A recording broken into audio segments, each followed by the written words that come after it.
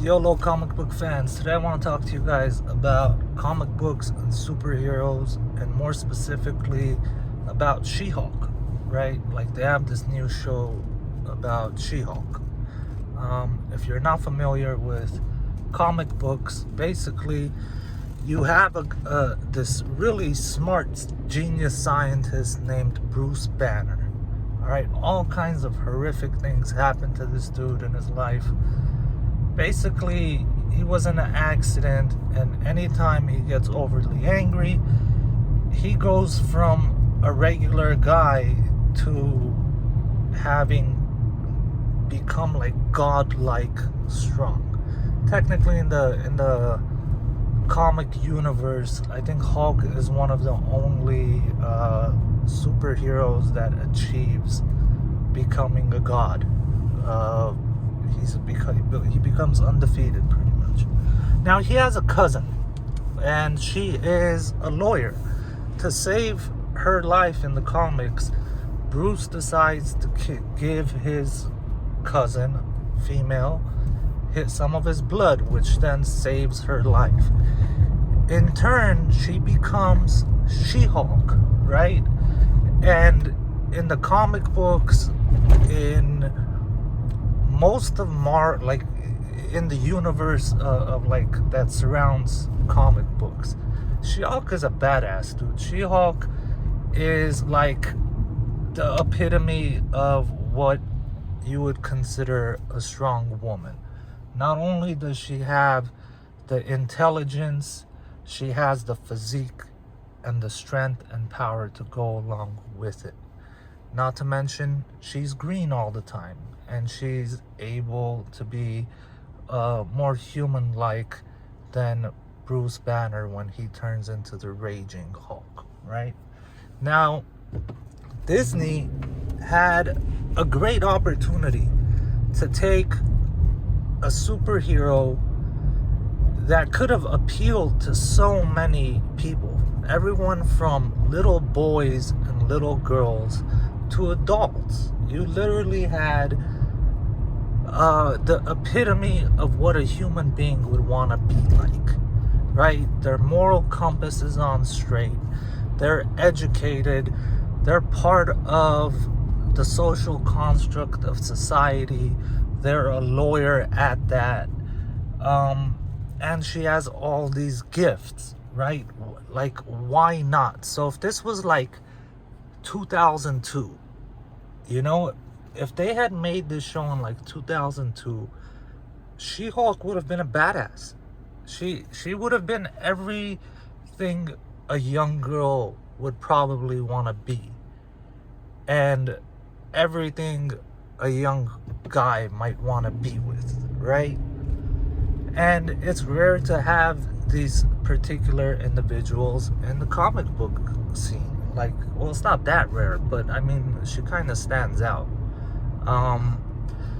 But something really weird happens in 2022 with the whole wokeism and the woke agendas and all these weird ABC to Z agendas, right? Like, there's so much weirdness going on, man. That show has basically become a woman who transitions into a man when she gets angry. Not only in her temperament, but in her physique, which is crazy. And the ironic thing is, her cousin is Bruce Banner, so she goes from a regular person to fucking Bruce Jenner. You know what I'm saying? Like, they had this opportunity, and they completely tried to shove this stupidity down our fucking throats. And I don't know if they think people are really dumb and they don't understand the subliminals underneath all that shit, but when you're talking about comic books, you're talking about a crowd of people that know their comic books very well. And I'm gonna say it like this, man. Like, before all these Marvel characters got hijacked by these crazy ass people in Hollywood, of which not all of them are crazy, but there is definitely a group of crazy people in Hollywood, man. And before all these comic book heroes got hijacked by these thieves in a way, you have to take into consideration that it was young boys and young men that with their money they supported the printing of these comic books for over 50 years. You know what I'm saying? Like, there's tons of stories about every single character, tons of backgrounds, tons of everything, dude. And I find it really weird that these dudes just come and take something that's established and completely shit on it. Worse than they shit on The Matrix 4. You know, it went from a great movie to, like, what's all this subliminal weird shit going on, dude? You know what I'm saying? And it's really messed up that that's the fucking case, because I really think, as far as the female superheroes go, that they've pretty much messed up all of them. And they haven't messed it up for us guys. They messed it up for young girls. You know, with their stupid agendas they're trying to push forward. So I'll give you a real life situation. That's a nice ass car. I'll tell you a real life situation that happened. So there's a point in time in my life that I was doing Uber Select, of which was the business class, and I picked up this couple, and both these women were in the Hollywood industry, and they were, to be more specific, in the makeup industry. And they were just talking business and marketing their product and commercials and whatnot, right? Now, it was a really long ride, and I like to socialize with people. So I was like, hey, man, you know, do you mind if I throw in my 2 cents into what you guys are talking about? They're like, yeah, go for it. Why not? And I was like, listen, I honestly think you're trying to market this the completely wrong way. You know, listening on what you guys are trying to achieve from this small commercial, you guys are trying to not only sell a product, but you're trying to make people happy when they're using the product. You want to empower people and lift them up, right? Like buying new clothes lifts you up. Same concept with makeup, right?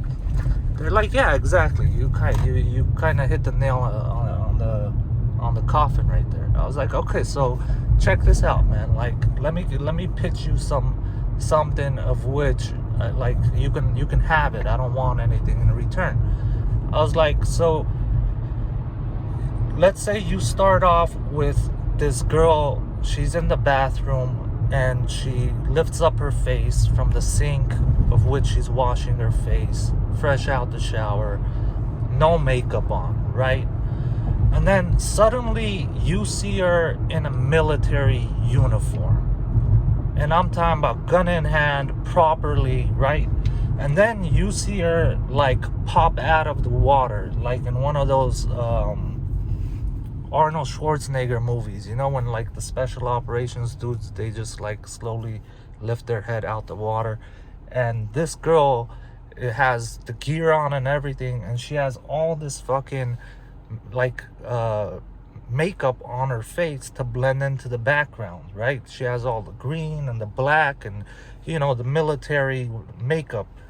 And then you see her in a bow tie, like with her hair tied up, in a nice like woman's suit, and she's like board of directors type of like talking to shareholders, you know, with her makeup on, her actual makeup on. And the comparison is that, you know, it's like you're putting on not only your beauty but your war paint. And they were kind of stunned at this concept that this random Uber guy is telling them this shit about fucking women and they're two women that are into women, and they couldn't, like, and that was on the fly, dude. I just fucking said that shit. Now, my point of saying all that is not to big me up and say, oh, look, I came up with this fucking creative idea for women. No, that's not it at all, man. What I am trying to say is, when it comes to making girls feel good, it's not far and it's not any more complicated than making guys feel good. It's not fucking rocket science. We're people. You know what I'm saying? If you want to write a good, like, badass superhero film about women, okay, let's say take Supergirl, right? Like the girl version of Superman, all right?